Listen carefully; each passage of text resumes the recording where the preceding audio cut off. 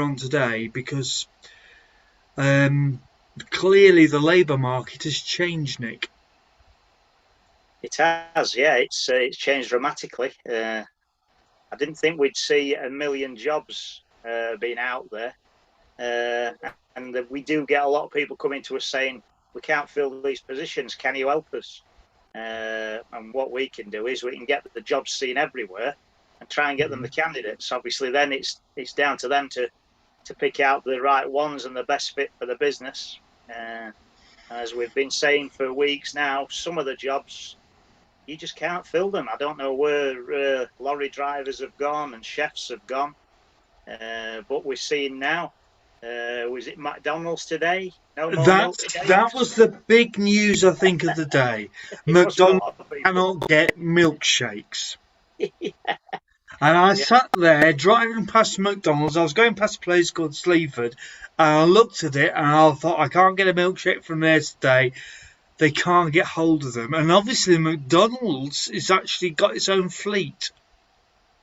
Well, yeah, they've got all the infrastructure, and if they're struggling, which when you've got your own fleet is a completely different ball game. Yeah. Yeah. What other areas are struggling that you know of then? Well, I shouted across to my neighbour who retired about 4 months ago as a lorry driver and asked him if he was going back in to help them out. And he said, no, he says, I didn't like the fact that we were working all those hours. And he said, and Luan, I don't know if you're aware, you're maybe not a drinking man, but he said the John Smiths were thinking of going on strike, the lorry drivers, for better conditions. I mean, and that's the brewery. That's the big brewery, yeah. So, I mean, wow. That's, again, another major employer. But it's all to do with conditions. People have realised, I think, last year, that there is a difference to working 6, maybe 7 hours a week, days a week. Yeah. And a work-life balance has become something that people are craving a bit more. So I think the job market's suffering from that a bit. I think people are thinking, hang on a minute, I'll hold back and I might just find something, that might just suit me better for, fitting in with the family. In some instances, you could argue it's an employee market in some contexts at the moment. It is, and it's a long while since we've got that, but you have to have the skills. Yeah, you've still got to have the skills. You can't rest on your laurels, and because it's a market that is buoyant, you've got to make sure that you're going to get seen. So your CV has to stand out. If you put a covering letter in there, you have to make it relevant to the role that you're looking for. So, it's a challenge, but there are certain things that you can do to make sure that you're going to be ahead of the market with it. And again, which jobs are most in demand at the moment? It's still your warehousing and your logistics. They're massive, still massive at the moment. The care sector, if you're thinking of getting into that, I mean, it's a fantastic profession. We've got quite a few big care providers across the UK that are coming to us and using us because we're getting, the candidate numbers. Right. And that is a fantastic profession to be in. Is that just the basic carer or is that the skilled carer? All throughout, to be honest. Yeah. So, there'll be people who have actually moved up naturally throughout the period of the pandemic, and possibly with the having to share responsibilities. Some people that were maybe on the lower grade, because there were only a certain amount of people allowed in to work at one time, and others had to be away. They've added some more senior skills to what they do, so it has left a bit of a void at the lower level. But still, there are the higher jobs as well, because some of those people have maybe naturally gone on to other things. We've seen the self-employed sector rise. I think that will maybe level back down again. I would think that we'll maybe see, I don't know if it's a good or a bad thing, but I always like to see people taking that challenge to go self-employed. And when I hear that someone's had to go back to full-time employment, it's a bit of a, it's not nice to see, but sometimes it's the best thing for them to do. It's it is a challenge being self-employed, and you tend to have to be a jack of all trades. But Yeah. there is help and support for those people as well. I mean, I know quite a lot of people who now do the virtual assistant roles. They'll do virtual bookkeeping roles. There's businesses that will come in and be your sales force for you. So there's all this kind of remote working, which again is providing new employment for people. Yep. You've got CRM experts who'll come in and will streamline your business and make it more user friendly and engage you more better with your audience. So there's some really good skills and talent coming from that. Web design, I think you'll echo this. There's some really talented people that have come out, and I mean, I don't think there was the kind of talent around in it, and it's come on leaps and bounds, I think, in the last few years.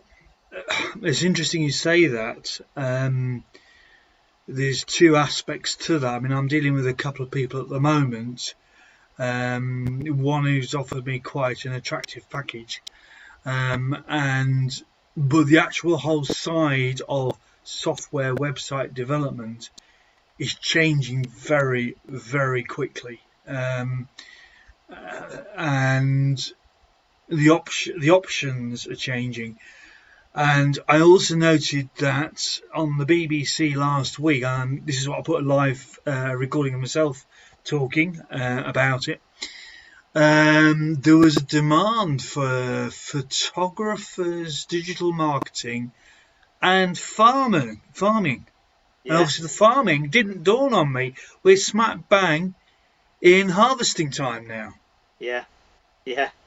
And the labour force has naturally been, Eastern Europeans, Yep. people like that. They've come across and they'll work from sun up to sundown. They've really got a great work They ethic. would do Yeah, if they didn't have the tests that also have to be undertaken to travel up.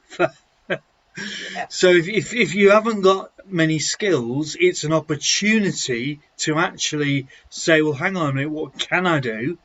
And one of the things that can be done is to look at the agricultural field.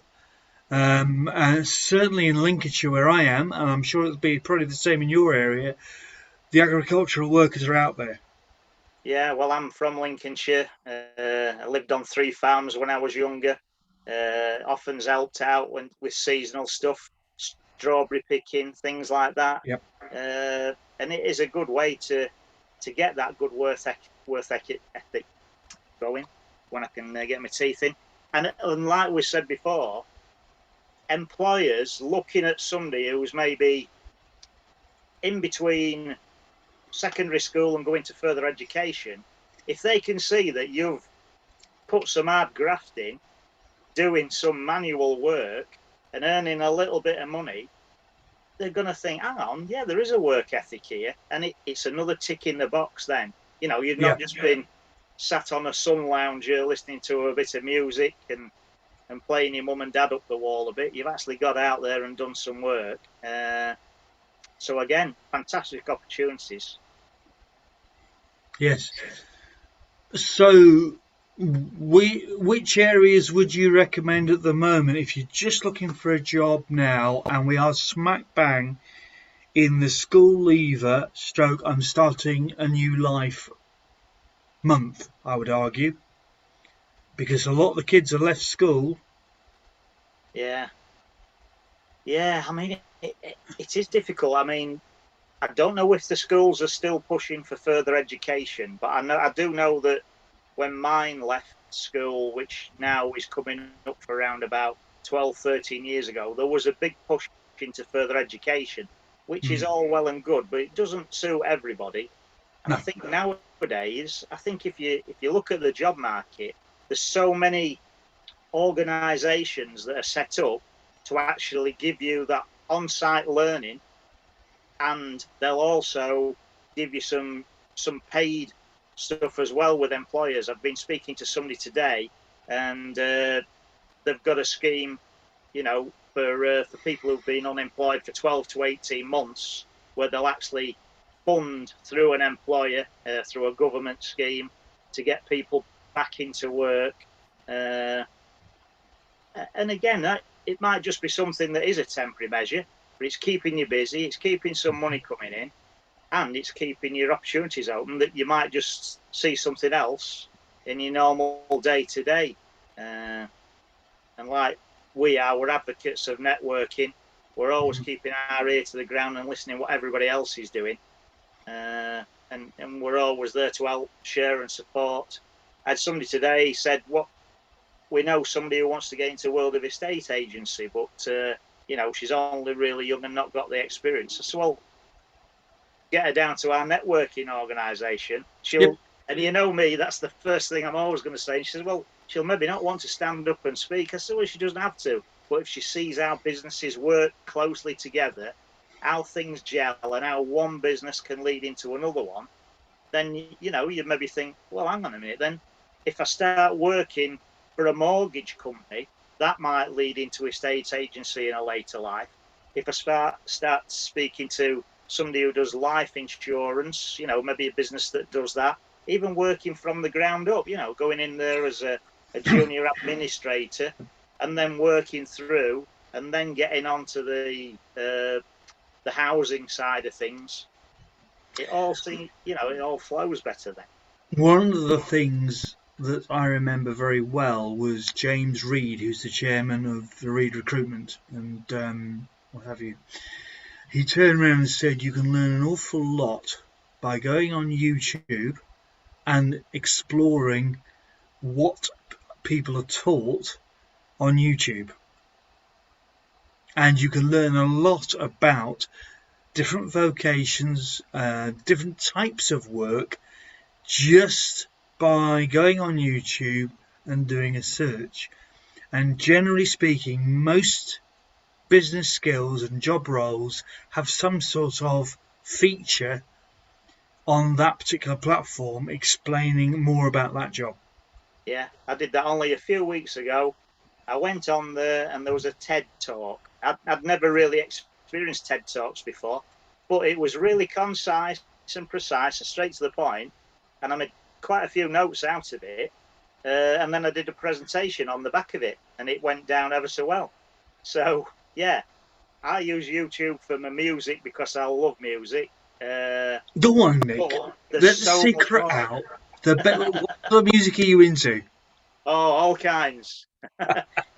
Because my daughter's a 1940s singer, it's anything really from the 20s right through to, your loudest rock and roll that you're ever going to hear. So. I'm thinking Glenn Miller, but there you go. We're of a certain age, aren't we, Nick? Yeah. But yeah, I mean, I had to fix a washing machine a few months ago. Where do you go? YouTube. Yeah. Like you say, it's there, I spend more time watching YouTube than I do the TV. Yeah. So it's just, for me, it's YouTube most of the time, learn stuff constantly, and then at weekends I actually turn the TV on. Yeah. Right, I'm going to pause the streaming there